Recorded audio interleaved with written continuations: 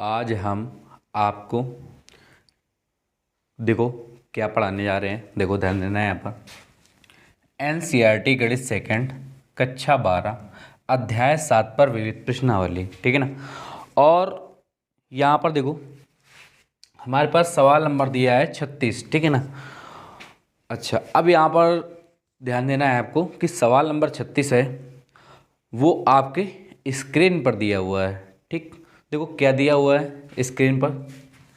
सवाल नंबर 36 है आई बराबर इंटीग्रेशन, ठीक है। यहाँ पे इंटीग्रेशन दिया हुआ है, ठीक। और इसमें दिया है 1 से -1, ठीक। अच्छा, फिर इसके बाद दिया हुआ है x पावर 17 और फिर cos के पावर कितना दिया है 4x और यहाँ पर दिया है dx, ठीक है। अब यहाँ पर आपको एक ध्यान देना है यहाँ पर।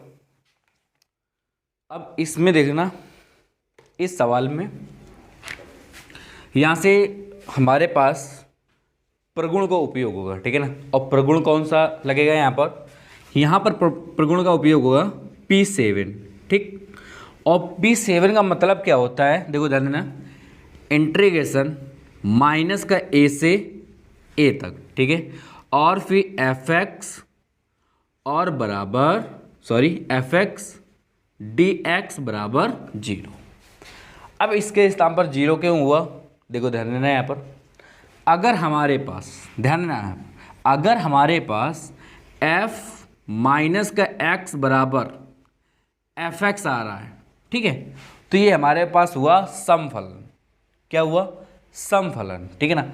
तो समफलन का यहाँ पर ध्यान देना है, समफलन का एक मतलब याद रखना कि जब हमारे पास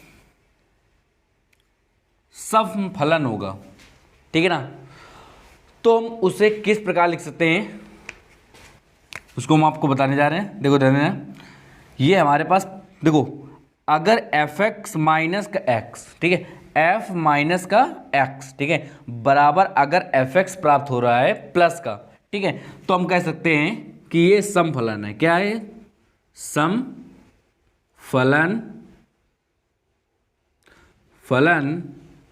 है, ठीक। और अगर ये समफलन है, ठीक है ना, तो हम इसके स्थान पर लिख क्या सकते हैं, देखो ध्यान देना यहाँ पर, इसके स्थान पर लिख सकते हैं इंटीग्रेशन, ठीक, यहाँ से 0 से a, ठीक है। अब इसके बाद में देखो ध्यान देना यहाँ पर 2 और fx और dx। यहाँ पर एक आपको ध्यान देना है कि अगर आपके पास समफलन होगा, ठीक है ना, तो हम इसे इस प्रकार लिख सकते हैं, ठीक। समफलन होगा जब, तो fx के स्थान पर आपको इस प्रकार लिख देना है यहाँ पर, ठीक है, बस। अगर हमारे पास अगर विषम फलन आ जाए, देखो ध्यान ना, इसके दो पार्ट होते हैं, ये हमारे पास पहला पार्ट दिया हुआ है और हम दूसरा पार्ट आपको बताने जा रहे हैं, ठीक। अब यहाँ पर आपको करना क्या है, अब इसके बाद में इंटीग्रेशन, यहाँ पर माइनस का a से a तक, ठीक। अच्छा, फिर fx और dx। अब इसके बाद बराबर 0। अच्छा याद रखना, अगर हमारे पास इंटीग्रेशन माइनस का a से a लिमिट दिया हुआ है, fx और dx बराबर 0 दिया हुआ है, ठीक है ना, तो हम करते क्या है यहाँ पर। अब यहाँ पर देखो, अगर जब हमारे पास अगर 0 प्राप्त होगा तो क्या होगा, हमारे पास अगर x, देखो ध्यान ना, f माइनस का f, ठीक है, f माइनस का x अगर बराबर माइनस का fx प्राप्त होता है, मतलब कि एक ये पद अगर माइनस में प्राप्त होता है, ठीक है ना, तो हम इसे कहेंगे विषम फलन है। क्या कहेंगे, विषम फलन है, ठीक। और जब ये विषम फलन होगा तो इसका मान याद रखना, इसका मान कितना होगा, 0 होगा, ठीक है। तो हम इसमें देखते हैं ये सम फलन है या विषम फलन है, ठीक। तो इसको सम या फलन या विषम फलन देखने के लिए क्या किया जाए, यहाँ पर नीचे लिखा जाए यहाँ पर कि f, ठीक है ना, f और कितना दिया है यहाँ पर माइनस का x पावर 17। समझ में आया कि नहीं आया? फिर इसके बाद में यहाँ पर कॉस के पावर 4 और कोष्ठ में -x, या फिर हमारे पास यहाँ पर लिख सकते हैं, देखो ध्यान ना, इसे हम क्या लिख सकते हैं, इससे लिख सकते हैं मंझला कोष्ठ के पावर कितना आ जाएगा यहाँ पर 4। ठीक, अच्छा अब यहाँ पर देख लिया जाए, ये सम फलन है या विषम फलन है। अगर माइनस के x पावर कितना है हमारे पास 17, मतलब एक ये विषम मतलब क्या है ना पद, 17 क्या है, एक विषम पद है ना, ठीक है ना। तो जब हम x पावर अगर माइनस के x पावर अगर 17 बार करेंगे तो हमारे पास क्या प्राप्त होगा, माइनस का f x पावर 17 और cos के पावर 4x और dx, ठीक है ना। सॉरी यहाँ पर dx नहीं लिखना है आपको, इस प्रकार आपको हल करना है, हल करना है, ठीक है। अच्छा, तो हम ये कह सकते हैं कि ये हमारे पास यह एक विषम फलन है, ठीक है। तो हम यहाँ पर लिखना है आपको, नीचे लिख देना है यहाँ पर, देखो ध्यान देना, यहाँ पर लिखना है आपको I बराबर इंटीग्रेशन माइनस का लिमिट कितना दिया, -1 से +1 तक, और x पावर 17 और cos के पावर 4x और dx, ठीक है ना। तो अब हम यहाँ पर नीचे लिख देना है आपको, लिखना है आपको,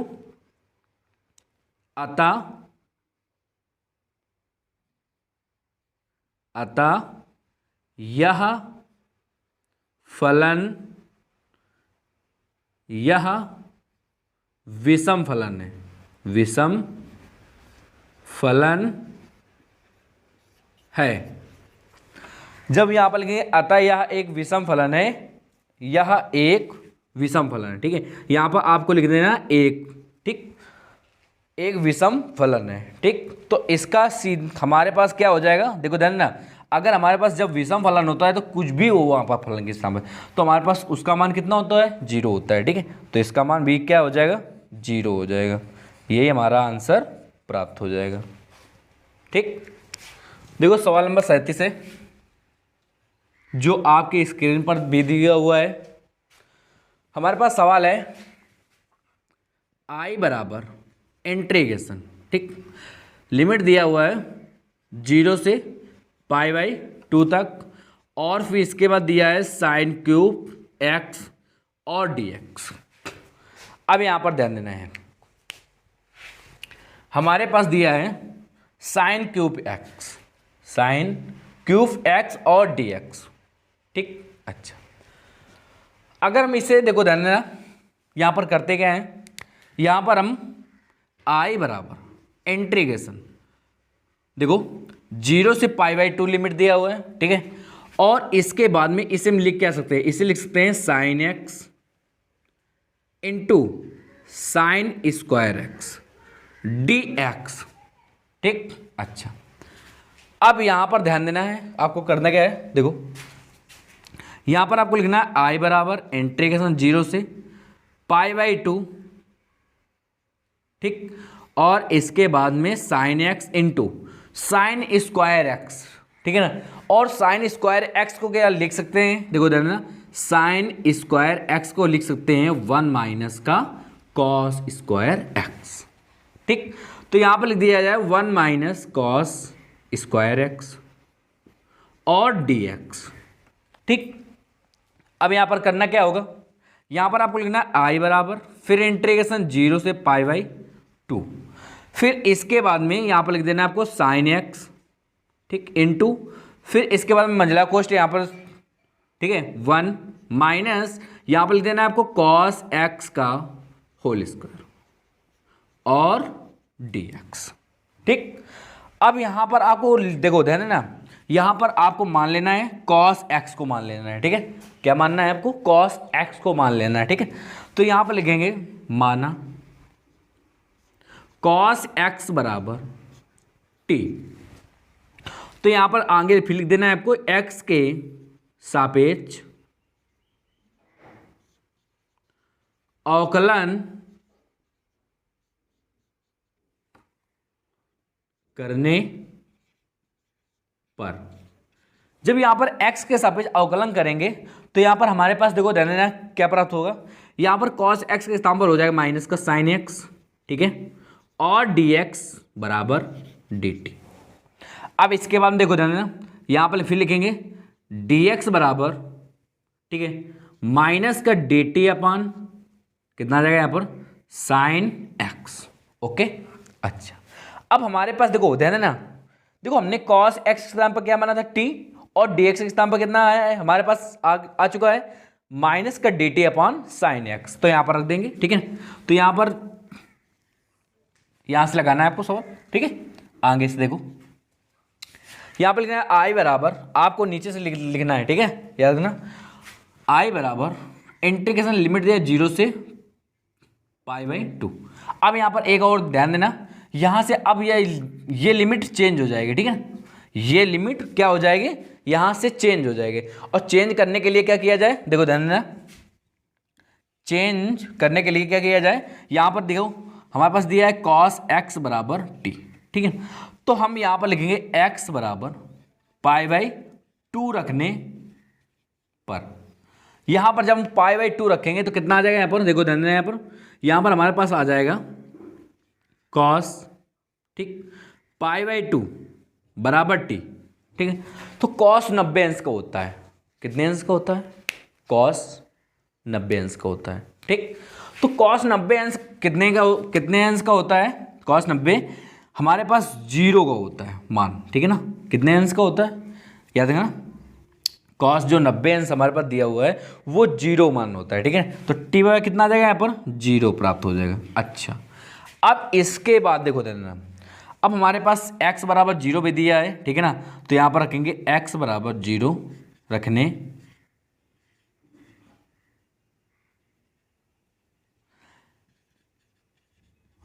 पर, ठीक है। चलो अब यहाँ पर देखो रखने पर, तो x बराबर जब 0 रखेंगे तो यहाँ पर कितना हो जाएगा, cos x का मान कितना है 0 बराबर t। तो cos 0 का मान कितना होता है 1 होता है, ठीक है। तो हमारे पास कितना जाएगा 1 बराबर t। ओके, अब यहाँ पर हमको लिमिट रख देना है, देखो देना, जो हायर लिमिट का मान दिया है π/2 का मान कितना दिया है 0 दिया है, ठीक है। और जो हमारे पास लोअर लिमिट का मान कितना दिया है 0 दिया है, तो 0 का मान कितना दिया है यहाँ पर 1 दिया है। अब इसके बाद देखो देना, यहाँ पर लिखना है आपको साइन x और 1 माइनस का t स्क्वायर, ठीक है। cos x के स्थान पर क्या माना था हमने t, और dx के स्थान पर कितना है हमारे पास, dx के स्थान पर है माइनस का dt upon sine x, sine x से साइन x कैंसिल, फिर i बराबर, देखो ध्यान ना, ये जो माइनस का है माइनस का इसमें गुणा हो जाएगा, ठीक है। तो देखो माइनस का आगे कर दो गुणा, कोई बात नहीं, माइनस का, फिर इंटीग्रेशन 1 से 0, और हमारे पास दिया 1 माइनस का t स्क्वायर और dt, ठीक है। अब यहाँ पर देखो, अगर यहाँ से हम लिमिट अगर चेंज कर दें, ठीक है ना, याद रखना, अगर लिमिट यहाँ से हम अगर चेंज कर दें तो हमारे पास होगा क्या, देखो हमारे पास लिमिट चेंज करने के लिए, लिमिट यहाँ पर चेंज करने के लिए देखो एक फॉर्मूला क्या प्रयोग होता है, देखो हमारे पास एक प्रगुण का उपयोग हुआ, तो P कितना हो जाएगा यहाँ पर, P हो जाएगा 1, ठीक है। P1 का मतलब क्या होता है, देखो I बराबर, यहाँ पर हमारे पास होता है इंटीग्रेशन, ठीक है। अगर यहाँ से देखो ध्यान देना, यहाँ से हमारे पास a से b लिमिट दिया हुआ है, a से b लिमिट दिया है, fx दिया है, ठीक है, और dx, तुम इसे यहाँ पर ध्यान देना, यहाँ पर चिन्ह माइनस का लग जाएगा और इसका लिमिट चेंज हो जाएगा, मतलब कि यहाँ से a से क्या हो जाएगा b, मतलब b से a हो जाएगा, मतलब जस्ट उल्टा हो जाएगा, ठीक है। अच्छा, और इसके बाद में यहाँ पर हो जाएगा fx और dx, ठीक है ना। तो ये हमारे पास प्रयोग होगा, तो यहाँ पर रख दिया है। तो यहाँ पर लिमिट का जब चेंज करेंगे तो यहाँ पर कितना आ जाएगा, यहाँ पर 1 से 0 आ जाएगा, जब माइनस गुणा हो गया तो हो जाएगा यहाँ पर चिन्ह किसका हो जाएगा, परिवर्तन हो जाएगा प्लस का, ठीक है। अच्छा, तो यहाँ पर कितना है 1 माइनस का t स्क्वायर और यहाँ पर dt। अच्छा, अब इसके बाद देखो i बराबर, यहाँ से 1 और t स्क्वायर का समाकलन कितना होता है, ध्यान देना, यहाँ पर 1 का होता है t किसके सापेक्ष चल रहा है, ठीक है ना, याद रखना किसके सापेक्ष चल रहा है, t के सापेक्ष चल रहा है समाकलन, ठीक है। तो हमारे पास 1 का मान कितना होगा t और माइनस अब t स्क्वायर, तो t स्क्वायर क्या लिखते हैं t की पावर 3/3। अच्छा, और इसके बाद में देखो लिमिट कितना है 1 से 0, मतलब 0 से 1 दिया है लिमिट, ठीक है ना। अच्छा अब इसके बाद देखो देना यहाँ पर लिखेंगे आई बराबर, अब लिमिट का मान भी रख देते हैं, पहले हाई लिमिट का मान 1t 1 माइनस यहाँ पर कितना 1/3, तो 1 के पावर अगर 3 होगा, ठीक है ना, तो हमारे पास 1 ही प्राप्त होगा, ठीक है, याद रखना। और इसके बाद अब हम यहाँ पर रखेंगे 0, तो यहाँ पर हमारे पास कितना आ जाएगा, यहाँ पर देखो देना, यहाँ पर आ जाएगा, यहाँ पर आगे आ जाएगा 0 फिर प्लस का 0/3, ठीक है, इसका मान इतना हो जाएगा। तो हमारे पास देखो आगे कितना प्राप्त हो जाएगा, आई बराबर इसके बाद में 1 माइनस 1/3 और आगे 0 हो गया हमारे पास, तो आई बराबर 2 3 कम 3 3 में 1 गया, कितना हो जाएगा 2/3, यही हमारा आंसर प्राप्त हो जाएगा। ठीक, देखो यही आंसर आ रहा है हमारे पास, ठीक है, सही है, ठीक है। अच्छा अब इसके बाद में अगला सवाल देखो, सवाल नंबर है 38।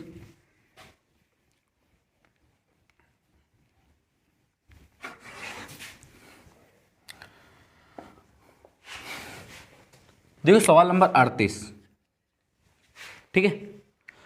अब सवाल नंबर 38 हमारे पास दिया हुआ है, क्या दिया है देखो ध्यान देना, यहाँ पर हमारे पास सवाल नंबर 38 दिया हुआ है आई बराबर इंटीग्रेशन, आई बराबर इंटीग्रेशन और दिया है 0 से π/4 और 2, फिर इसके बाद दिया हुआ है 10³ x और dx। अच्छा देखो ध्यान देना यहाँ पर, अब हम देखो 10³ x को लिख कह सकते हैं, देखो यहाँ पर लिखेंगे आई बराबर इंटीग्रेशन 0 से π/4, ठीक है, 2 इसे लिख सकते हैं 10x इंटू फिर इसे लिख सकते हैं 10² x और dx। अच्छा फिर इसके बाद देखो आई बराबर इंटीग्रेशन 0 से π/4 और 2 यहाँ पर लिखेंगे 10x और फिर इंटू इसे हम क्या लिख सकते हैं, ठीक है, इसे हम लिख सकते हैं sec² x माइनस का 1 और dx। अब इसके बाद में 2 10x का गुणा कर देना है, ठीक है ना,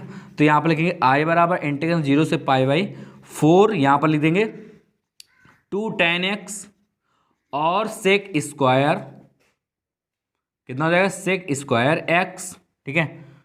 अच्छा फिर इसके बाद माइनस का 2 10x, ओके, और फिर इसके बाद में dx। अब इसके बाद देखो जरा यहाँ पर लिखना है आपको आई बराबर, इसको अलग अलग कर देना है, ठीक है, इंटीग्रेशन π/4 से 0, मतलब 0 से π/4 दिया है लिमिट, और फिर इसके बाद में देखो इसे 2 बार लिख कर दिया है, ठीक है, इसे 2 बार कर दिया हमने 10x इंटू sec² और dx माइनस फिर इंटीग्रेशन 0 से π/4 लिमिट दिया हुआ है और यहाँ पर 2 बार कर दिया जाए, ठीक है, यहाँ पर कितना रहेगा हमारे पास 10x और dx।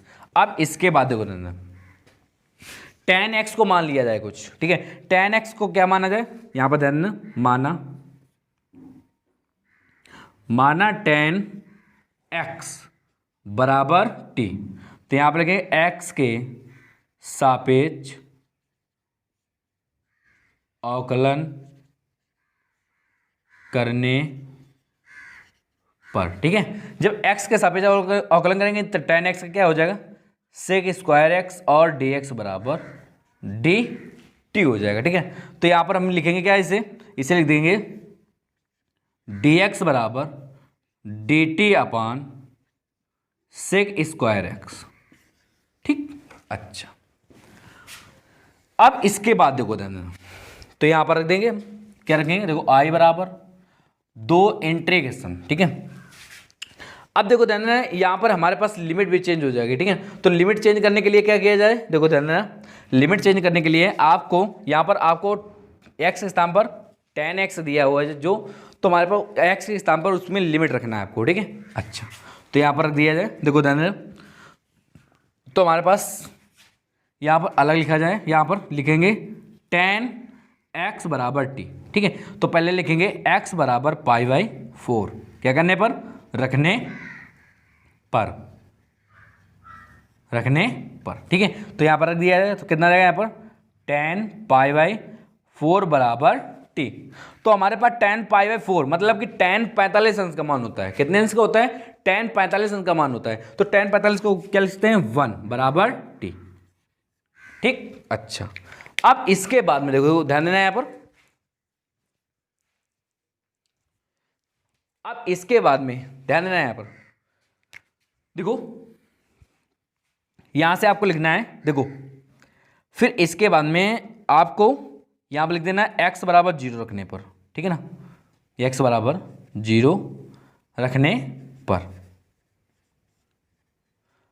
तो यहां पर जब अगर हम tan x स्थान पर 0 रखेंगे बराबर t, तो हमारे पास t बराबर हमारे पास कितना आ जाएगा 0, तो tan 0 का मान कितना होता है 0 होता है। ठीक, अब इसके बाद में आपको लिमिट यहां पर रख देना है, जो हायर लिमिट का मान कितना है π/4 का मान कितना है हुआ है 1, और लोअर लिमिट का मान कितना आएगा 0। ठीक है, अच्छा अब यहां पर देखो ध्यान, तो हमारे पास tan x के स्थान पर क्या माना था हमने माना था यहां पर t और इनटू, अब यहां पर आ चुका है sec स्क्वायर x इनटू, देखो अब dx का मान कितना है, dx का मान है dt upon sec square x, तो यहां पर dt upon sec square x और dx माइनस, अब इसके बाद माइनस का 2, ठीक, फिर इंटीग्रेशन और लिमिट दिया हुआ है, देखो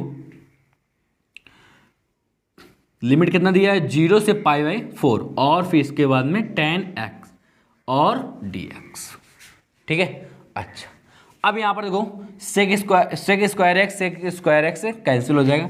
अब यहाँ पर लिखेंगे i बराबर 2 बड़ा कोष्ठ t का समाकलन कितना होगा, हमारे पास किसके सापेक्ष चल रहा है, t के सापेक्ष समाकलन चल रहा है। ठीक है, तो हमारे पास t के जब समाकलन क्या होगा t स्क्वायर अपॉन 2, और कितना रहेगा 0 से 1 लिमिट हो जाएगा, और यहाँ पर ध्यान है ये हमारे पास dx नहीं है, सॉरी ये हमारे पास dx नहीं है। ठीक, माइनस 2 फिर बड़ा कोष्ठ। अब देखो ध्यान देना tan x का समाकलन कितना होता है, tan x का समाकलन होता है log मॉड और sec x। ठीक है, और इसके बाद हमारे पास लिमिट दिया 0 से π/4। ध्यान देना है पर हमारे पास दिया हुआ क्या है tan x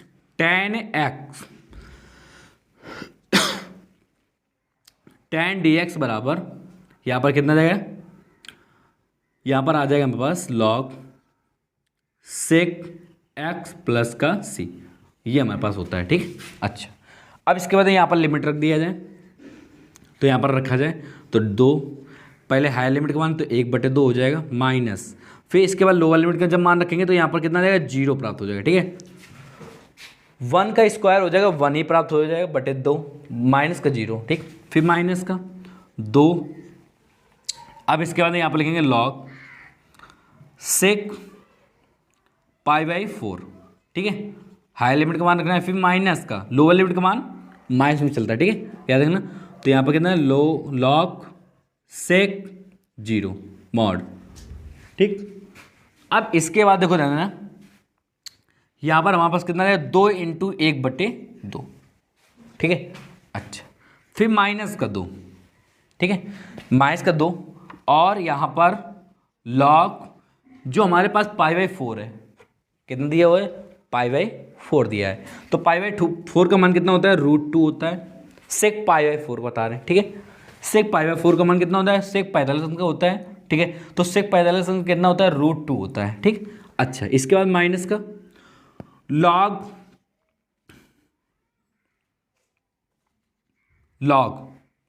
sec 0। ठीक है, तो sec 0 इसका मान होता है 1। ठीक है ना, कितना होता है 1 होता है, मॉड 1। अब इसके बाद देखो देना है 2 से 2 कैंसिल, i बराबर 1 माइनस का 2 log 2 की पावर 1/2 माइनस log 1 का मान कितना होता है 0, तो i बराबर 1 माइनस का 2 इंटू पावर 1/2 आगे आ जाएगा। ठीक है, इसका देखो यहाँ पर सूत्र होता है log, अगर हमारे पास a के पावर अगर कभी भी b हो, ठीक है, तो हम लिख सकते हैं उसे b log a मॉड। ठीक है, तो इसी प्रकार से तो log कितना जाएगा यहाँ पर 2 से 2 कैंसिल, i बराबर 1 माइनस का log 2। ठीक है ना, यही हमारा आंसर प्राप्त हो जाएगा।